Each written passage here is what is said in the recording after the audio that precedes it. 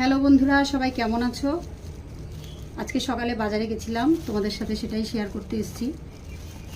তো বাজার করে নিয়ে এসেছি, মাছ কিনেছি, 2 রকম সবজি এনেছি। তো আমি 1 কেজি 200 গ্রাম ঝিঙে নিয়েছি। এই দেখো ঝিঙেগুলো কেমন হবে জানি না, দোকানদার বলেছে যে খুব মিষ্টি হবে, বলছে খেলে আবার এসে নিয়ে যাবেন, এতটাই ভালো।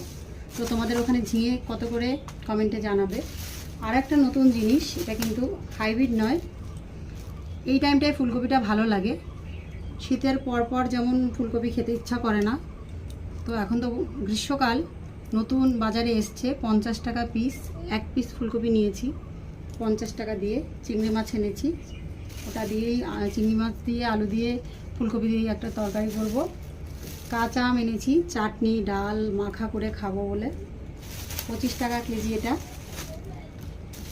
লাল লাল টমেটো এনেছি, এই যে দেখাচ্ছি টমেটো, এটা হচ্ছে তোমার 30 টাকা কেজি। উচ্ছে আর লেবু এটার মধ্যে আছে। গিটটা এমন মেরেছে, খুলতে টাইম লেগে যাবে।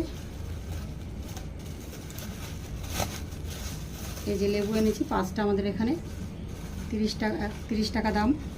আর এই যে উচ্ছে হচ্ছে 400 গ্রাম 20 টাকা।